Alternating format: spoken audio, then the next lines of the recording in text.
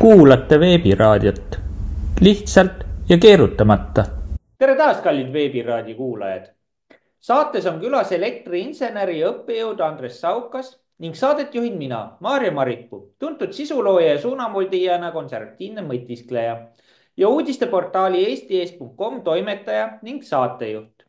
Veebiraadio erisaade Vol 4 alustab. Kindlasti vaatasite eelmist erisaadet Vol 3, kus oli juttu 50 hertsisest voolusageduse hoidmisest ja samuti ka vajaliku tuumajaama ehitamisega seonduvat. Saade oli 12. märtsil 2024 aastal ja imede ime. Järgmisel päeval, 13. märts 2024, oli ERR-i artikkel. Eksperdid kahtlevad uue Eesti-Läti elektriühenduse vajalikkuses. Ja siis ka uus artikkel 18. märts 2025. Ülekoormustasu teeb Eestisse importitava elektri mitu korda kallimaks. Kas need artiklid ei ole otseselt prellist lahti ühendamisega seotud? Kas ka tuumajaamadega on uudiseid tulnud? Palun, Andres. Tervist, Eesti rahvas. Ja siin ei ole vaja midagi kahtlustada, nad on otseselt koheselt seotud. Ja tehnokraadina arvan, et looduses nii loomad kui inimesed on tavaliselt karjas olemisega seotud ja unustavad ära elektri ja muud sellised olulised asjad. Ja enamus tahab olla kellegi moodi. Samuti teate, et kui mingi üksik moelooja mõtleb mingi uue suuna välja, siis enamus hakkab seda tahtma ja kandma. Ja karja olemuse uurijad on teinud järelduse, et 10 inimesest tavaliselt 2 mõtlevad massist erinevalt. Mõelge praegu lihtsalt kõrvalpõikena. Meil on nii nõrk elektrivõrk, aga tanke ja pomme ja sõjavarustust on vaja.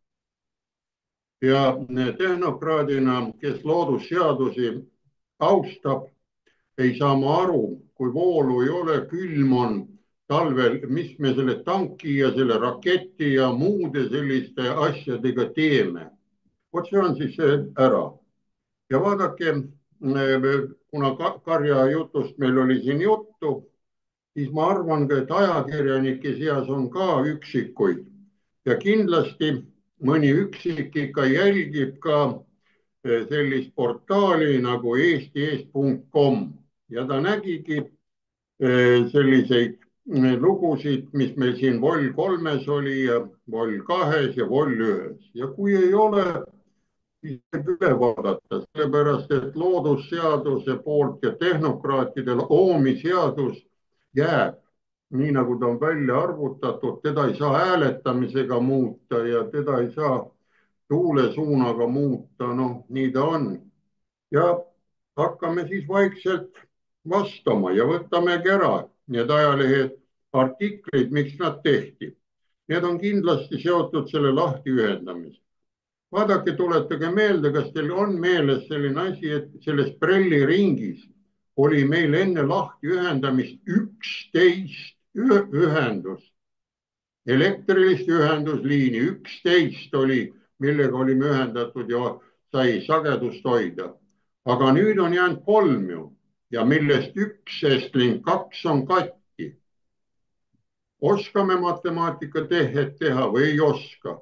Või võtame kalkulaatori, et 11 miinus 3 või 2, palju saab siis, kas saab suurema numbri või saab väiksema numbri. Nii et siit on näha. Ja võt, selline on vastus mul 2 esimesele küsimusele. Mis oli selles esimeses artiklis huvitavat? Eksperdid kahtlevad uue Eesti-Läti elektri ühendamise vajalikkuses, Andres? Nii, et hakata mitte õhust otsima mingisuguseid arvamusi või midagi, võtame selle rahulikult selle lahti ja näete pealkiri, mis siin ütleb, eksperdid. Ja vot siin on eksperdid mainivad või ütlevad selle kohta.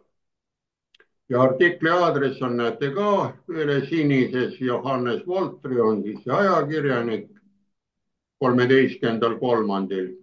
Ja siin võtsime mõned lõigud välja ja proovime siis nendega nüüd natukene mõtiskleda. Energeetikaeksperdid. Esiteks vaadake, kes siin hakkavad sõna võtma, ma kohe tõmbaksin joone peale ekspertide sõnadele. Sellepärast see varem olid ekspert oli nagu viisakas, väärikas sõna, aga praegult on iga teine, kes midagi ütleb, suu lahti teeb, see on ekspert, on ta sõjaekspert, on ta mingisugune roheekspert, on ta mingisugune, ma ei tea, mis ekspert. Ja toon selle lihtsa näite võrdluseks. Nõukogude ajal oli ka sõna seltsimees, mis oli väga sagedasti kasutatud. Aga kuna ülikoolis sai käia ka nõukogude ajal ja niimoodi, siis mitte kunagi meie ei kasutanud tehnokraadid omavahel sellist sõna nagu seltsimees. Alati oli auväärt õppejõud või auväärt professor ja siis nimi auväärt näiteks Juhan Laugis, kadunud siit meie hulgast. Ja vot parem ütlen nüüd energeetikud. Ja enne kui ma hakkan lahti võtma, meil tulevad sellised 3 meest, ma tahan neid kohe tänada, mütsi maha võtta noorusest peale, hakkame noorematest peale. Näete, lõpus siin on Alar Konist, pärast tuleb Argo Rosin, professor Tehnikaülikoolist ja lõpuks siis paremapoolne Arvi Hamburg. Ja vot neid ma tahan tänada lihtsalt, et kuna ma kasutan nende mõtteid praegu siin teile edastamiseks. Ja näete, võtame selle esimese ära, energeetika, siin on kirjas, ma ei hakanud midagi muuta, eksperdid nendivad, et olukorras, kus meretuuleparki niipea tulemas ei ole, ei tundu ka Saaremaale rajatav uus Eesti ja Läti 4. elektriühendus mõistlik. Eleringi sõnutsi on liini aga vaja, et importida tulevikus lõunast Eestisse odavat elektrit. Vaadake, siin on olukord nüüd läinud teistpidi. 11 liini lõikasime maha, nagu alguses jutt oli. 3 on nüüd järgi, nüüd on vaja suur hulk raha panna 4. ehitamiseks ja see veel Saaremaa sealt Sõrve või mis sääre kaudu peab ta nüüd jõudma. Kas ei tundu natukene imelik asi, et lõhume, aga vaadake, varsti asi läheb veel imelikumaks, kui me siin edasi järgmiseid lõike vaatame. Näete nüüd, ütleb siin ilusti Elering. Läheb edasi plaaniga rajada Eestist Lätti 4. elektriühendus, mis saab alguse Paidest ning kulgeks läbi Saaremaa, enne kui Entspilsini välja jõuab. Nii, vaadake Elering, kes või mis on Elering? Mõtleme nüüd koos, võtame nüüd kodulehekülje, Eleringi kodulehekülje lahti. Ja tsiteerime, loen maha. Näete, mis siis on Eleringi koduleheküljel, kas ta on ikka nüüd eestimaalaste oma või ei ole. Elering loodi 27. jaanuaril 2010, mil toimus omandiline eraldumine Eesti Energia AS-ist. Vaatake, ta eraldus või pooldus Eesti Energia AS-ist. Nii. Gaasiülekandevõrgu omanikuks sai Elering 2015. aastal. Nii. Ja nüüd kuulake, kõik Eleringi aktsiad kuuluvad Eesti Vabariigile.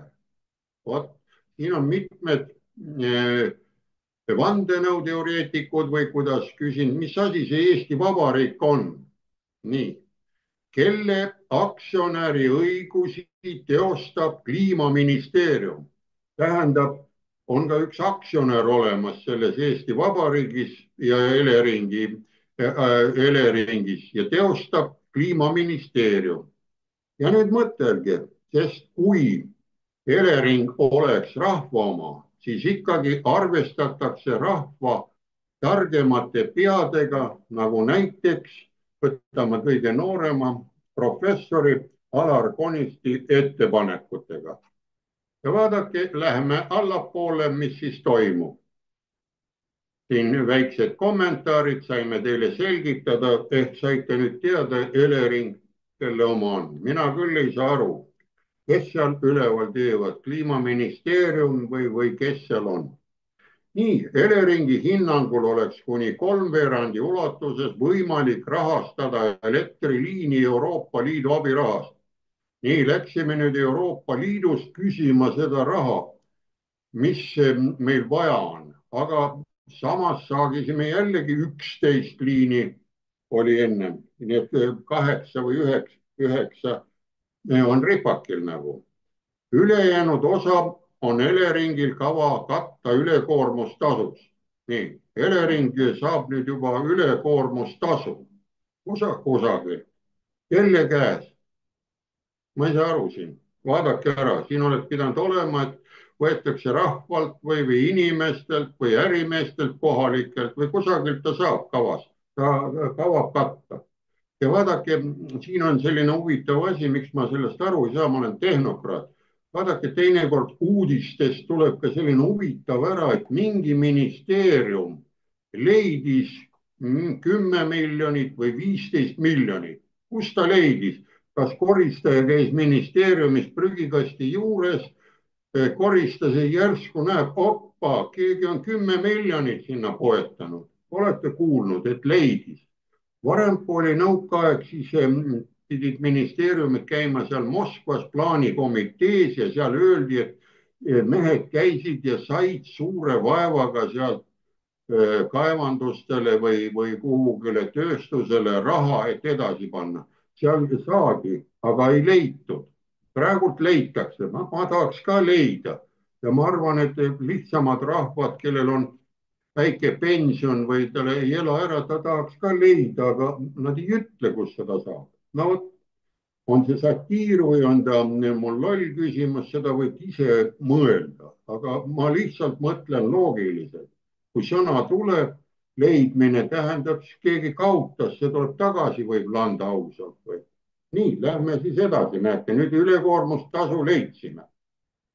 Ülekoormustasu on sisuliselt Eleringi investeeringute rahastamise instrument, kuhu laekub raha siis, kui elektri hind on Eestis ja Soomes või Eestis ja Lätis erinev. Vaadake, kui on kõigil kuidagi erinev, siis see ülekoormustasu tekib kuidagimoodi imelikult ära. Nii et iseenesest nagu toimub, ma tean, kui ma oleks ärimees või midagi, teen leiva valmis 5 euro või selle leiva teen euroga, panen talle 20-30 senti otsa, siis on ta ära ja kui teine müüb veel edasi, tema paneb selle veel otsa. On ju erinev, ta paneb endale ka selle protsendi otsa ja kõik on söönud, kui ta on vahendaja, laos viib või toob. Ja nüüd vaadake, mispärast ma professor Alar Konistit siin hea sõnaga ütlesin, sellepärast energeetikutel ja tohtritel, arstidel ei ole kombeks üksteist kiita, sellepärast et alati on oht, et inimesed saavad viga või inimestega juhtub õnnetus. Ja kui on mingi vale otsus tehtud ja see on väga raske, üleelamine alati toimub. Ja siis kiidetakse ainult sel juhul, kui tõesti on seda väärt see kiitmine. Ja näete, TTÜ energeetika professor Alar Konis ütles, et enne elektriliini rajamist on mõistlik valmis teha energiamajanduse arengukava ning oleks vaja täpseid põhjendusi, miks on ikkagi just sellise pingega ülekandevõimsust vaja. Lõpuks tuleb teha otsus tarbija seisukohalt, mis toob talle kõige suuremat kasu. Kui me teeme ühe elektriliini, mis on väga hea, aga niiviisi jääb raha vähemaks ülejäänud võrgu ehitamisel, siis ehk see ei ole mõistlik, ütles Konis.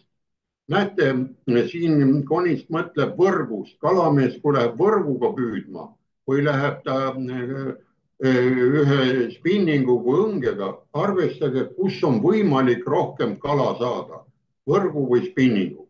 Ja näed, ta juba ütleb siin ära, et oleks vaja teha arengukava. Ja pärast ma tõestan lõpus päris värske uudis tuumajaama kohal Ameerika Ühendriigis käivitatakse tükk aega seisnud tuumajaam, aga käivitatakse sellepärast, et on olemas juba tarbija, kes teeb temaga 20-aastase lepingu. Nii et tema tahab seda.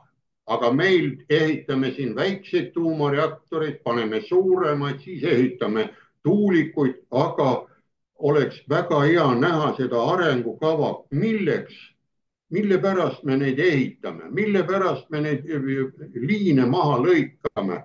Kas saada siis mingisugune energeetikute pidupäev, nagu siin oli Impulsi saates, et siis on pidu, kui kõik lõikame maha, aga kui üles ehitame, see ei ole pidu või ma ei saa aru. Nii et läheme järgmise pildi juurde või selle juurde, et oleks selge. Ja näete nüüd teine pilt räägib, seesamane artikkel läheb edasi, just see, millest meil jutt oli, see eksperdid kahtlevad uue Läti ühenduse Saaremaa ära. Ja mäletad, Eleringi juht Kalle Kilk ütles 4. Impulsi saates, et on pidupäev. Kas tõesti siis on pidevupäev, kordame üle, kui ühendusliine on ise vähendatud. Ja näete, Kilgi repliik on ka sees, Kilk ütles selles ära, et väiksemad kui 330 kilovoldist ühendust ei anna Eesti ja Läti vahele aga rajada, sest riikide vahelised ühendused peavad olema samal pingel. Näete, tema ütleb, et ei saa rajada, aga kui te lugesite eelmist, siis professor Konist ütles, miks ei või siis väiksemaid olla. Ja ma olen temaga ühel meelel, sest vaadake, siin ilusti tõestab isegi oma juttu ära Kilk. Meil on ka täna olemas 210 kilovoldist liini Lätiga, aga nad on kogu aeg välja lülitatud, sest neid ei saa kasutada samal ajal. Nii, kui töötab 303 kilovoldine elektriliin, kui me ehitaksime 110 kilovoldise liini läbi Saaremaa Läti poole, siis ei saaks seda kogu aeg töös hoida, muidu ta koormaks üle. Rääkis Kilk. Mina näiteks aru ei saa. Toon teile lihtsa näite, kui on Läti pool, Lätis Riias oli dispetšeri punkt, oli nõukogude ajal ja seal oli peadispetšer, kes juhtis nii Eesti, Läti kui Leedu elektrivõrku, koormusi, sagedust kui ka lülimisi. Ja näete, sellest ajast on 110 kilovoldised liinid olemas. Ja vot küsimus ongi, siin nagu Koniski ütleb, miks ei saa, peab olema nüüd üks suur pirrakas 330, ei pea olema. Tähendab 110 kilovoldised liiniga panna käima, nendel on trahvud vaja ainult 110 kilovoldised, mitte 330. Kogu see seadmestik, kas on maha müüdud või on Läti poole ära läinud. Näete isegi praegult, kui me oleme suures sõbralikus saartalituses nõnda nimetatud peaaegu siin kolmekesti, meil ei ole nagu koostööd kusagil näha, et liinid repuvad. Lõikasime ülejäänud läbi, 2 tükki on, näed, ei lülitata sisse, kui need 2 tükki saaksime sisse, vaadake, see number 8 muutuks kohe teiseks. Ja vaadake viimane, mis me selle punkti pealt võtame veel, Eleringi merevõrgu arendusjuht Priit Heinla rääkis, ühenduse ehitamine Saaremaa kaudu võimaldab tugevdada Lääne-Eesti ja suursaarte varustuskindlust. Kuna Saaremaal tekib ühendus olemasoleva 110 kilovoldise võrgu ja rajatava 330 kilovoldise võrgu vahele. Vaadake, kui hästi ütleb, kas tõesti Eesti on nüüd Saaremaa ainult, et Saaremaa ühendusega saame varustuskindluse suursaarte ja Lääne-Eesti vahel.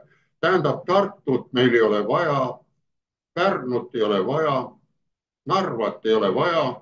Näete ise, sellest piisab. Siin näidatakse ära, võib-olla siis siit on näha, et see suur territoorium Eestist on juba ära müüdud ja seal saab ju kaevandused teha. Ja kõik kolime siia Lääne-Eesti ja suursaartele ja tunneme, et oleme nii varustuskindlusega täit. Aga samas jälle loeme tänaseid lehti, et pomme ja vaja juurde osta. Nüüd ma ei saa aru. Elekter ja tervis ja see oleks nagu inimestele oluline, sest kui on pommide hunnikega ja inimesi ei ole sealjuures nendega midagi tegemist, siis see hunnik roostetab ja neid leitakse praegu siiamaani nii Venemaalt igalt poolt, kui on need vanad laod, et on olemas kusagil roostetanud hunnik. Nii et see on nüüd siis selle koha pealt kolmas punkt. Ja nüüd jõudsime siis neljanda pildi või selle kolmanda pildi juurde, näete siin ülekoormust. Koormusest on ülekoormustasud Eestisse importiva mitu korda kallimaks, võtame selle ka läbi lihtsamalt praegu. Ja siis näete, Eesti tarbijani jõuab elekter põhivõrkude võetava ülekoormustasu tõttu mitu korda kallimalt, kui Soome tootjad selle välja müüvad. No mitu korda võiks natukene veidikenegi olla kallim. Ja näete, mis siin tuleb välja. Eesti Energia juhi Andrus Tureiko sõnul ei ole sarnane süsteem mõistlik ega ka ühiskonnale kasulik. Ja kliimaministeeriumi sõnum eeldab muutus, aga kokkulepet Euroopa Liidus. Vaadake, üks mees ütleb ilusti, et see ei ole mõistlik ja kliimaministeerium on siis otse Euroopa Liidu alluvuses või ta ei ole enam siin peaministri alluvuses, et siin on vaja kokkuleppe teha. Vaadake, see on niisugune vastukäiv asi, et ma ei saa aru, ennem kui lugesime ära, et oli nagu Eesti Energia Eleringi on aktsionärina üksinda kliimaministeerium ja nüüd siis Elering on otse nüüd Euroopa Liidus või siis Eesti Energia juht on, ma ei tea, kes siis on või. No läheme teise punkti juurde. Eesti importis 2024 aastal välisriikides elektrit hinnaga 92 eurot megavatt-tunni eest, see on siis 9,2 kopikat või seda eurosenti kilovati eest. Soome eksportis elektrit samal ajal 11 euro eest. Näete, ta sai 1 sendiga kilovati eest. Ligi 8 korda odavama. Näete, kuidas asi käib. Lihtsalt. Põhjuseks tuuakse need huvitav põhjus. On tõsiasi, et kui Soomes ja Eestis on elektrihind erinev, siis võtavad põhivõrkude haldajad. Elering on Eesti omane, et saite, või Elering on juba Euroopa Liidus. Ta oli ju kliimaministri alluvuses. Ma ei saa aru. Ja Fingrid, ma arvan, et see on nüüd soomlaste oma, Finlandia. Selle hinnavahe ülekoormustasuna endale. Edasi, põhivõrgu haldajad koguvad niiviisi Euroopa Liidus raha, et rajada uusi välisühendusi, nagu näiteks Eesti ja Soome vahelist elektrikaablit Estlink 3. Vaadake, Estlink 2 on katki ja ma ei ole siiamaani kusagilt lugenud, et Estlink 3 juba ehitatakse. Võib-olla keegi teab või, aga need raha juba siin 8-kordselt on läinud. Välisühenduste pealt kogutavat tulu nimetatakse ülekoormustasuks ning üle-eelmisel aastal kogus Elering niiviisi 128 miljonit eurot. Ja näete, viimane rida siin selle kolmanda pildi peal on Eesti Energia juhi Andrus Tureiko sõnul ei ole praegune süsteem ühiskonnale kõige mõistlikum. Näete, ma olen temaga täielikult 100% rahul. Aga võt ma ei saa ikkagi aru keegi, kui seletaks ära, kuidas nüüd tegeleb siin see kliimaministeerium. Nii, ja selle kolmanda pildi kohta mõtleks teiega koos, pakun sellise mõtte välja. Oleme lollidena tasunud Soomele elektri eest mitu korda kallimat hinda ja imelikul kombel süüdistatakse selles kolmandat isikut Euroopa Liitu nüüd. Muidu meil on olnud siin kogu aeg idanaaber süüdi, aga nüüd on siit tuleb välja, et Euroopa Liiduga on mingi probleem. samas võiks süüdistada ükskõik keda või mida, sest igasugused tehingud tehakse põhiliselt kahepoolselt. Oleme nagu uhked kilplased edasi. Kui me ostame praegu Soomest elektrit, siis on ju kahepoolne see leping. Või on veel kolmandad või neljandad sees, me ei tea ju seda. Aga tavaline on ju, mina ostan, sina müüd ja siis, kui on börsimäng, siis on selge, tuleb veel börsirahakott ka välja võtta. See on lihtsalt, kui kasiinosse minna. Siis peab topelt olema, ühe raksu kaotasid, võib-olla võidab, aga tõenäosusteooriaga see võiduvõimalus on niivõrd tühine, sest maja võidab alati. Ja nüüd näete, nüüd lähme edasi selle samase jutuga, mida ütleb siin ilusti Tureiko. Kui me selle kokku liidame, siis on hea meel, et Eesti, võib-olla laiemalt Baltikum, on toetanud Soome elektri hinda umbes €500 miljardi viimase 5 aasta jooksul. Vaadake, kui tublid me oleme. Küll me anname sinna Ukrainale seal Lehtme kaudu ja nüüd soomlastele, see on suur raha. Me peaks mõtlema, milline regulatsioon ja toetusskeem on tulevikus ühiskonnale kõige kasulikum. See antud juhul ei ole. Juhul, kui me ei oska seda raha paremini kasutada meie majanduse arendamiseks. Rääkis Tureiko Delfi energeetikakonverentsi. No, ma vaatan, kui aega leian, vaatan selle energeetikakonverentsi, otsin välja. Näete, et ta räägib, et ei ole kasulik ikka €500 miljardit 5 aastat toetada soomlasi. Ja Tureiko viitas, et Soomes suunatakse ülekoormustasu kohe majandusse tagasi. Vaadake, nemad said selle ära, 5-kordse või 2-kordse summa panid kohe ilusti traatidesse või kateldekse ja Olkiluotosse või kuhugile, kus on häda käes ja neil tuksub. Neid ei huvita see mingisugused Euroopa Liidud, tundub niimoodi. Kuigi nad on ka nagu vist Euroopa Liidus või on nad välja astunud. Mina poliitikat ei jälgi, aga on näha, ma vaatan energeetika ära, näete. Ja siis Rein Vaks, nüüd kliimaministeeriumist on mees kohal. Kui me juba nägime, ei hakka enam üle kordama. Kas seal kliimaministeeriumis on nüüd rohetiigrid ka kohal või? Ütles, et erinevalt Soomest ei ole Eestis siiski õiguslikult võimalik elektriarvet niiviisi tarbijatele soodsamaks muuta. Saite nüüd aru, me oleme Soome on Euroopa Liidu liige, meie oleme siis teise sordi inimesed või kuidas on, ma ei saa aru sellest, vaadake, meie ei tohi, nemad võivad. Nimelt ütleb tema sõnul Euroopa Liidu seadus, et ülekoormustasu peab kasutama just eeskätt selleks, et rahastada riikide vahendusi ühendusi.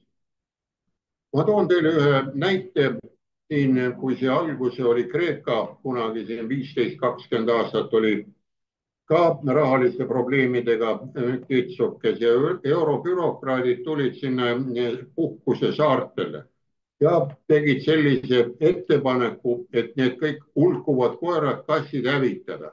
Ja mis tegid? Andsid raha võeti vastu ja kõigile koertele, kassidele tehti kaelarihma ilusad pärlitega. Raha oli kulutatud ja ühtegi looma, kassi, koera ei hävitatud. Kõik oli olemas, see on selle koera kassi on. Sellel on siis lihtsalt kreeklaste mälu või see mõte, mõistus, et lollustega tuleb vastata lollustega. Vot siin ma ei saa aru. Soomlased siis ei ole veel nii lollid ja mille ma lugesin tänu sellisele tarkusele või sellele oli eilsetes uudistes, et Soome on kõige õnnelikum riik juba 8. aastat järjest. Noh, vot see ongi, kui sa oled ikka tark ja mõistlik, siis oled ka õnnelik vist. Tundub niimoodi, minu loogika võtab selle asja kinni. Nii ja iga tund, näete, ütleb, kui kahes riigis on sarnane hinna erinevus, maksavad elektribörsid põhivõrgu halduritele niinimetatud ülekoormustasu ehk pudelikaelatasu. No siin on pudelikael, tuleb sisse, Eestis oli siin vanasti oli kraanikausside ja suhkrumaksud ja kõik me oleme nii hoolega ära maksnud. Küsiks mõne tasuga tagasi. Ei, seda mäleta enam. Tasu eesmärk on ehitada uusi elektriühendusi. Näete, nüüd hakkame jälle võtma neid suuri tasusid, ülekoormust ja hakkame nüüd uusi elektriühendusi. Lihtsam on ju vanad ühendused kokku panna.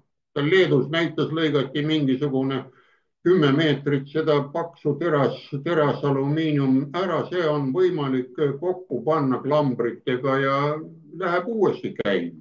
Siin ei ole ju mõtet ajada mingisugust, ma ei saa aru, punaelektrooni või roheelektrooni tagada. See elekter on elekter, ta jääb ükskõik ära ja ta on olnud Vana-Kreeka ajast, kui see sõna elektergi tuli välja juba muistest ajast. Ja näete, tasu eesmärk on ehitada ja oli. Mida paremini on riikide elektrivõrgud omavahel ühendatud, seda vähem elektri hind riikides erineb. Näete, juba ise siin punasega nad ütlevad, et kui ühendusi oleks palju, siis on odavam. Ja vot siin, kuna 2009. oli ka see Moskvas suur konverents, kus kulutati, Euroopa kulutas ka raha 10 miljonit, siis taheti ju Euroopa riigid ühendada kuni selle Hiina ja Indiaga, Kasahstaniga kokku. Kulutati ära ja kõik oli võimalik ja esimene ENSTO peasekretär oli seal ka kõnet pidamas ja näete, nemad tollal said aru. Aga võib-olla nüüd tehnokraadid ja need on välja surnud või kuidagi, et näete, hakkame nüüd alles saame aru, kui lõikasime lahti. Vanasti oli Eestil ka vanasõna, et ära sülita ennem vanasse kaevu, kui uus ei ole valmis ehitatud. Näete, siin on nüüd praktiline näide olema. Me kordame, et peame kogu aeg juurde ehitama. Ja näete, seal oli kirjas SAP, lisas, et ülekoormustasust rahastatakse ka riskimaandamise instrumente. Vot mina ei saa aru, mis asi see riskimaandamise instrument nüüd elektri hinna juures on, mis võimaldavad elektrimüüjatel pakkuda fikseeritud hinnaga pakette. Näete, kui te saite nüüd aru sellest riskimaandamise instrumendist, mina ei tea. Ja nüüd mõelge oma peaga edasi. Kas on ikka vaja olemas liidrid lahutada ja hakata ehitama uusi ja kas ei tundu rumalusena? Või pooldame ikkagi jätkuvalt praegu jonni nii palju täis, et meil on ainukene professor või see audoktor Greta Thunberg. Nii. Selles osas, kui nüüd minna tagasi, siis sa olid Andres väga tagasihoidlik rahaleidude osas, et viimane rahaleid riigikassast oli 100 miljonit, et keegi ei osanud arvatagi, kus see nüüd järsku leiti. Aga on sul veel midagi huvitavat kuulda ja vaadata? Oi, nüüd tuleb alles huvitav koht. See on kohe tulekul, sest see oli hiljuti. Oli 17.3. oli riigieelarve erikomisjoni istung. Tegin mõned kuvandid, pildid ka välja selle asja juurde. Nii et avame ära, aga soovitan seda saadet vaadata. Nii ja nüüd näemegi, hakkame võtma lahti piltide peal ja see oli nüüd riigi energeetikapoliitika. Soovitan seda vaadata, näete, siin on ka üleval see sinine aadress, kus on tehnokraat on, üks tehnokraat on videona, praegu paistab ta välja siin, Argo Rosin. Ja all on ka teine tehnokraat on olemas, Arvi Hamburg. Ja nad proovivad tõestada ja vaatame nüüd neid pilte. Ma loen need ära, neilt küsiti, mis peaks tegema, millised oleks nüüd energia poole suunad. Siis siit näete nüüd esimene ongi, Argo Rosina käest küsiti ja loen tal lihtsalt ette. Pärast läheb nii põnevaks, saate naerda ja niimoodi ka edasi minna. Ja siis näete, esimene pakub välja, et peame olema siin tehnoloogiliselt neutraalsed. Me ei tohi kellegi otsese suunitluse peale minna, kes näitab, et tal on parem asi või parem riist, et siis on need kõigile võrdsed tingimused. Siis näete, energeetika peab olema erakondlikust poliitikast sõltumatu. Praegult üks ütleb seda ja paneme, teise ei pane, paneme tuulegeneraatorid või ei pane tuulegeneraatorid, nii edasi. Kolmas on, näete, ütleb energiajulgeolek. Siin ma ütlesin samamoodi eespool, aga näed, energiajulgeolek on põhiline, siis hakkaks vaatama alles üldse relvi või midagi muud. Nii. Neljas, põhjalikult uurida eurodirektiive, leidmaks vajalikke kasulikke kohti. Näete, siin tuli välja ka sama, mis siin eelmisest artiklist, et eurodirektiivid kehtivad meil natuke teistmoodi kui Soomes või kuidagi. Ja siis alatine valmisolek, näed, saartalituseks, et me peame võib-olla jääma nüüd üksinda ja hoidma 50 hertsi, aga vaadake, see ühtepidi on 100 kilomeetrit, teistpidi on sama palju. Kas me ikka suudame seda hoida, kui siin Läti või Leeduga midagi juhtub ära? Et juhtub näiteks selle suure ühe õhuliiniga, mis läheb Lätti, see katki kukub või midagi. Siis oleme saartalituses, kas me saame nüüd hakkama või midagi.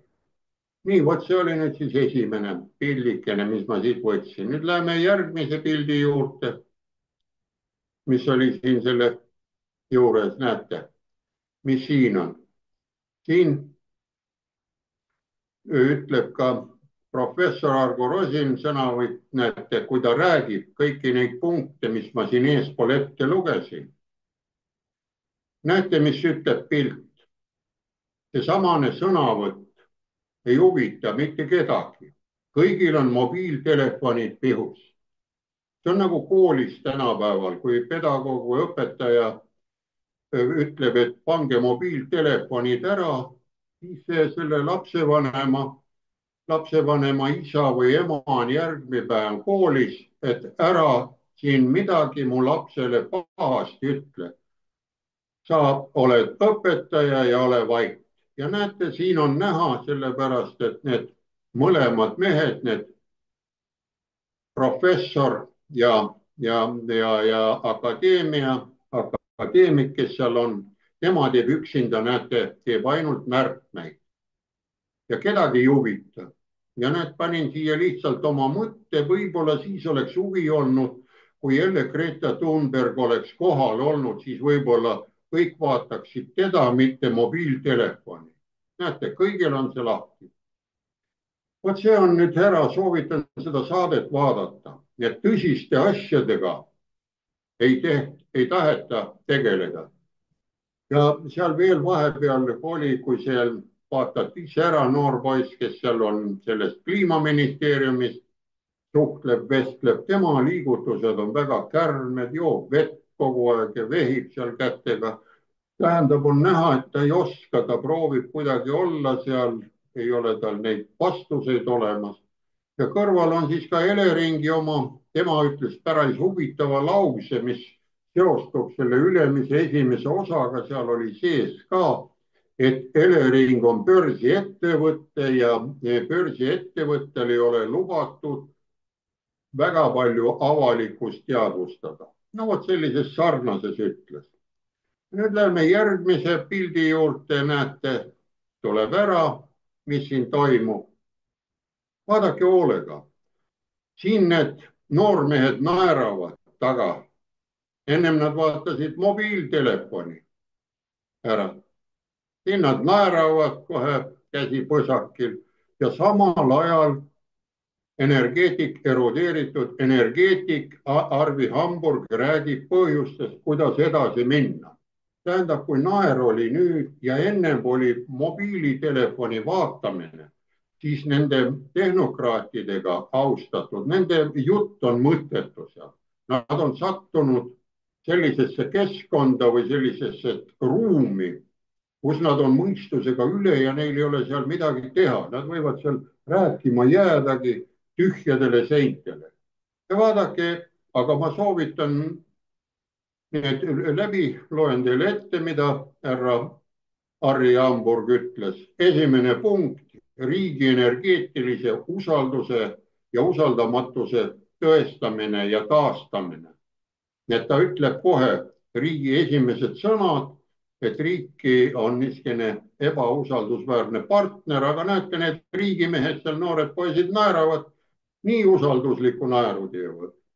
Siis teine tõi ta punkti välja, varustuskindluse hind ja kliimamõjud, nii et tuleb võtta käsile, et põhjalikult vaadata, kas on, sellepärast energeetikas, elektris on talv meil siin olemas ja me peame need seadmed mitte ostma sealt soojadelt maalt, vaid kus on krõbe külm, kus on see praktika olemas.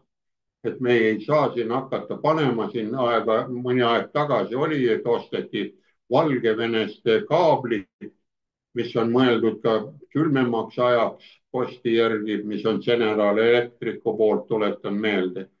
Aga noh, õnneks praegult on asi nagu vaikusesse jäänud. Kolmas punkt, näete, elektrisüsteemi peab vaatama tervikuna. Mitte ükski energeetik ei ole ühegi energeetilise liigi vastu. Nad võivad kõik olla ja nad peavadki olema tuul, päikesepatareid, siis need elektrijaamad, gaasi, põlevkivi, kivisöö, tuumajaam, aga ta peab olema ühtne tervik. Kui üks kukub ära tagant, jääb seisma tuulevaikse ilmaga, siis käivitub teine, mitte ei hakka mingisuguseid kompensaatorid, mingid suured vändad liikuma seal oma inertsiga hoidma, vaid looduslik, sest inimesel on ka, ütleme, on südamestimulaator. Ta töötab sel juhul ainult, kui löökide arv läheb madalamaks, ta tuleb kaasa, aitab, aga enamus aega peab oma süda töötama. No ja sama on elektrisüsteemis. Ja näete, neljas punkt, kõikidele investoritele tuleb anda ühtlased tingimused. Ja elektrisüsteemi arendus peab toimuma neutraalselt. Et kõik energiatootjad koos, näete, siin on, et kellegile tehakse eeliseid, tehakse meretuulepargid või tuulepargid või päikesepatareid. Näete, siin peab kõik olema ühtlased tingimused korras ja selle peale, näete, noormehed naeravad. Ikka me teame, kuidas tehakse, sina seal vanem meeskond, õppejõud või ole sa akadeemik, keda tahad, asi on paigas. Nii, lähme siis järgmise pildi juurde, näete, vaat see on nüüd hea koht, vaadake, siin on algav kellaaeg 1:34. Ma ei hakka pikalt kommenteerima, aga näete, siin küsiti viimaseid lugusid, näete, et hakkab see tund lõppema.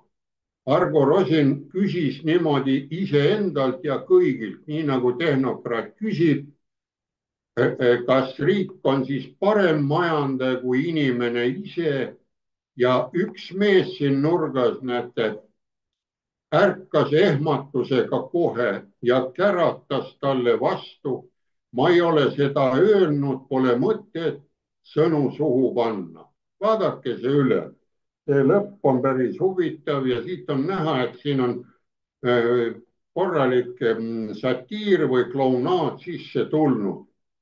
Et üks mees pakub välja, ta pärast lõpetab loo ära, et jõuame riikliku plaani majanduse juurde, kus kogu süsteem jookseb kokku.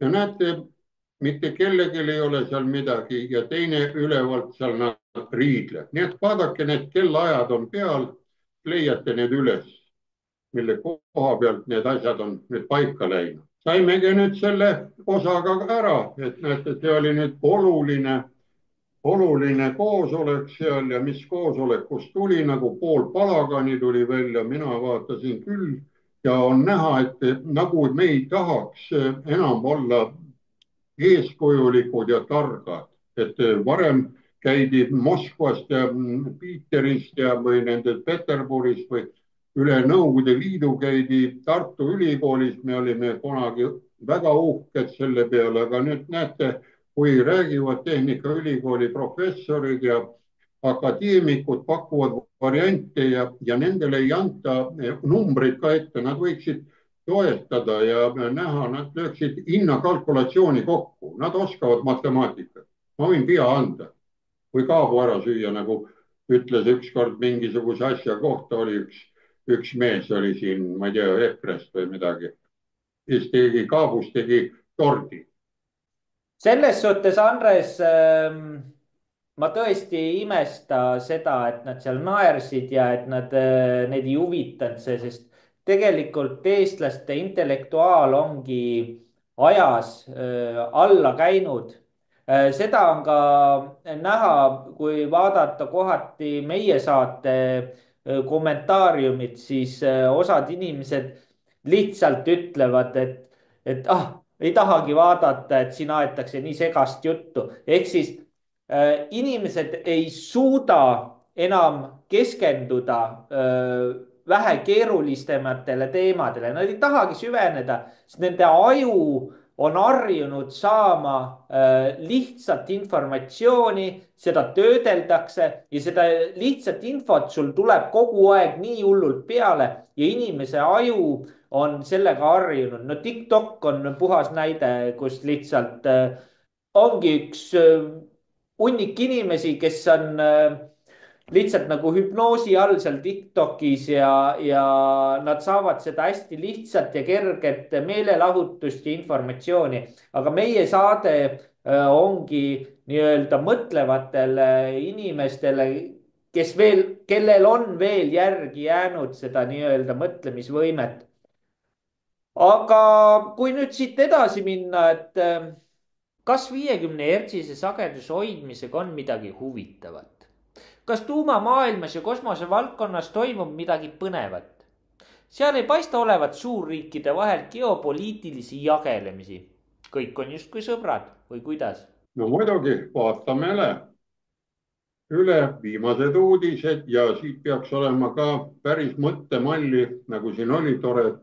sa ütlesid seda, et meie saadet vaatavad ja ma ju alguses ka ütlesin, et isegi ERR-is on mõni ajakirjanik nägi, et kohe järgmine päev oli siis, kas oli Eesti ERR-is või Delfis oli uudis väljas, et on siin meil see olukorrad poole peal. võtame lahti viimase osa nagu ära. näete, minu juurde, kuna ma olen ka elektrik, insener, siis üks kolleeg nagu küsis, et ta kalibreeris oma mõõteriista ära ja näete, 3 aastat tagasi, 22. aastal oli võrgupinge oli kalibreerimise ajal 230 volti pluss-miinus 2 volti, arvutage välja ja näete, võrgupinge sagedus oli näete 50 pluss-miinus 0,4. nii ja näete, nüüd 12. pidi ta uuesti kalibreerima ja näete, siin on võrgupinge juba 232 pluss 2 volti, ennem oli, näete siin 230 ja näete, sagedus oli selle mõõtmise juures, kui seda kalibreeriti, seda mõõteriista oli 49,99 ja siis ta küsiski, kas see midagi teeb ka pahandust. ei, näete, vastus on siin kõrva peal, kui on väike erinevus, siis tuleb see pinge ja sagedus lihtsalt protokolli kanda ja sellega natuke kaitselülitite selektiivsus muutub, nad lülituvad kiiremini välja.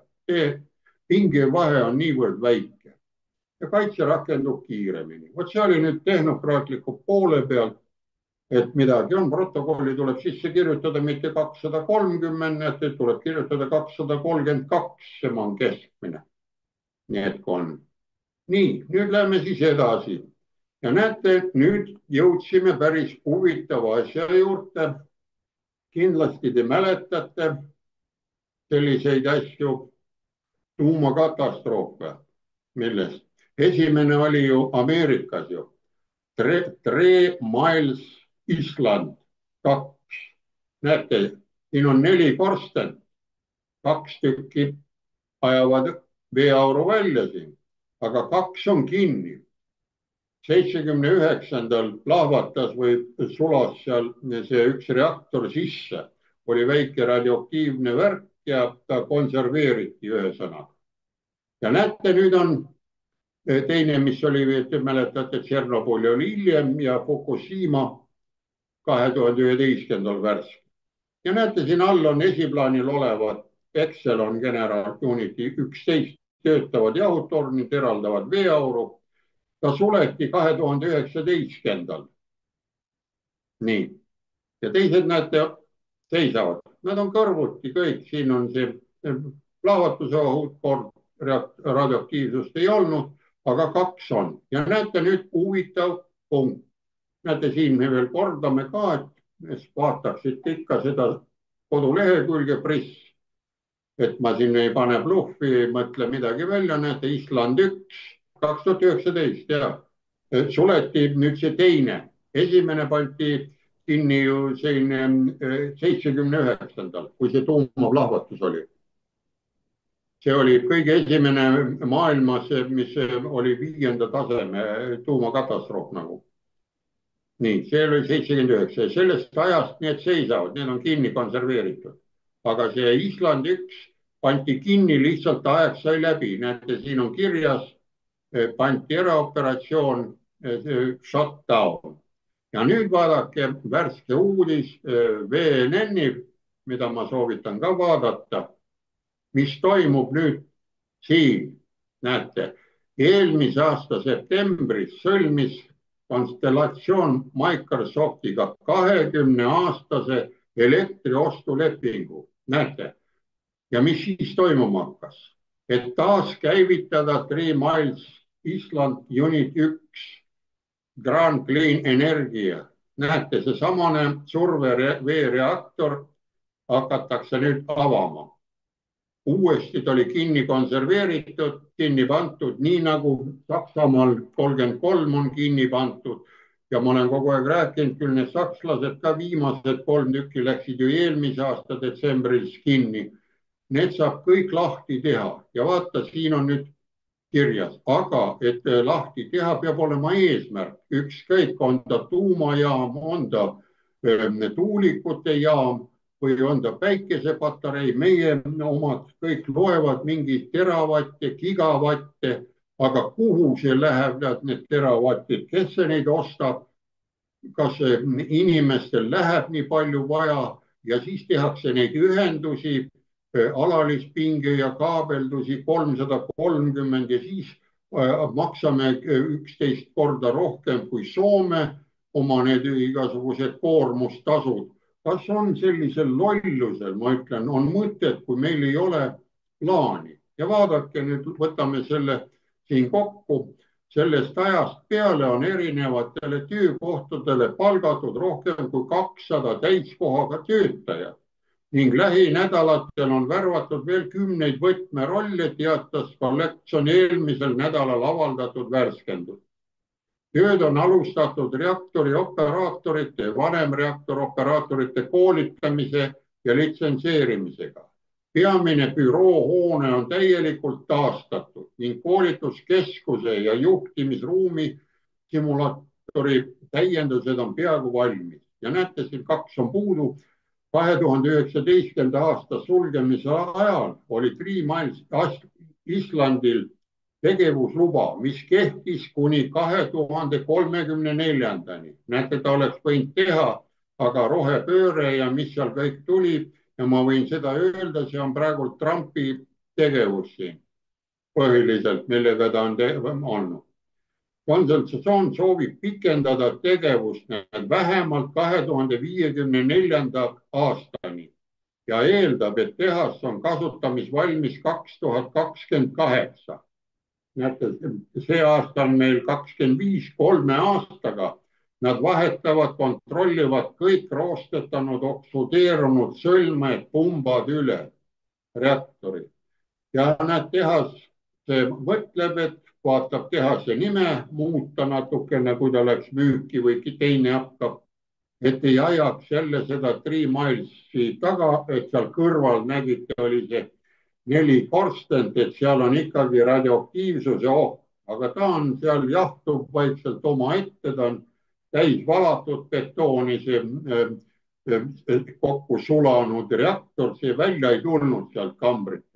nii et võite lugeda, soovitan lahti lüüa, saate Vikipeediast või 3 Miles selle VNN-i pealt ja Google Translate paneb ära, paneb mõtted pähe. nii et mõtelge siia nüüd, kui meil tahetakse ka ehitada 2 korda 300 megavatti, mille või kelle jaoks on vaja.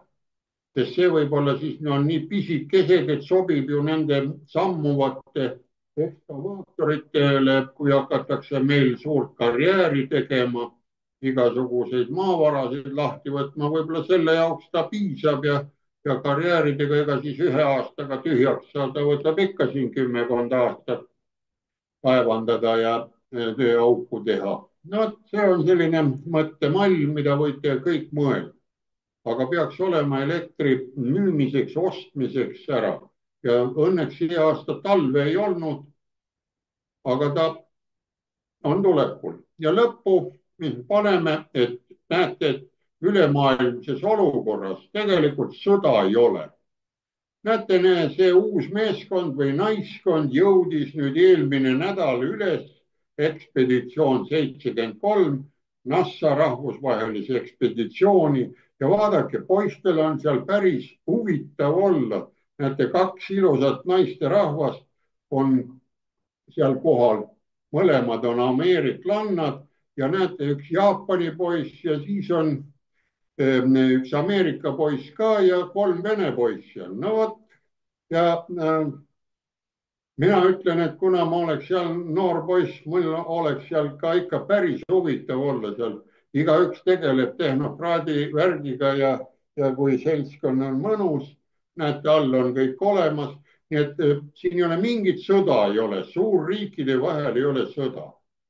Ainult on geopoliitiline, kuidas teiselt sellisel lihtsameelselt raha ära võtta, müüa talle suur pommi hulk ära ja vaadake lõppu, panin ka pildi, et hakkab lõpetama, näete, mis kapsel see on siin. See on SpaceX Dragon 10. kapsel, mis tuli tagasi ja see kapsel on ju Muski oma ju, kellel on raketi on, Elon Musk ju. Ja näete, loeme siin ära, mis siin oli kosmoselaevas Dragon Freedom on näha pärast seda, kui see Ameerika lahes kukkus alla 1757, tagapool on näete langevarjud, millega ta tuli vaikselt põksti ja all on kirjas, see jutt on kõik võetud NASA leheküljel ja tõlgitud ringi lupad. Ja NASA astronaudid Nick Hagel, Sunny Williams ja Butch Wilmore on nüüd ameeriklased ja 4. oli näete Roskosmose kosmonaut Aleksander Gorbunov sulistasid edukalt Ameerika lahes. Näete, istuvad seal 4 koos. Mida nad seal teevad või on nad sõjas, toimlevad seal või karjuvad või hääletavad, ma ei saa sellest aru. Ja näete, siin ütleb ka, kui kaua nad olid seal üleval ja sellega saamegi siis selle olukorra lõpetada, et suuri asju meil ei ole. Nii et minu poolt on need küsimused kosmose ja tuuma poole pealt ära. Järsku on veel midagi või on lootust veel edasi jätkata? Selles suhtes minul küsimusi ei ole, aga kindlasti on vaatajatel meie saate osas küsimusi ja neid küsimusi saate postitada meile info@motiskleja.ee. Aga aitäh sulle, Andres, taas kord eestlaste silmi avamast ja mõtlevatele inimestele vähe ajutööd andmast. No hea meel on ja loodan, et ka tehnokraadid ka vaatavad ja mõtlevad rohkem. Siin häbeneda ei ole, sest lollustega saab võidelda muidugi lollustega, aga tarkustega, aga üks väike vahe on ikka sees. Loll saab kirikus ka peksa. Heade mõtetega me lõpetamegi. Aitäh teile! Nägemist! Saate tõi teieni Toidulisand hästi. 14,5 miljonit piimhappebakterit teie kõhu heaks. Kiire leevendus kõrvetistele ja gaasivaludele. Kuulasite veebiraadiot. Külastage kindlasti ka meie uudisteportaali www.eestieest.com. Kungla rahvas. Ühine jõud.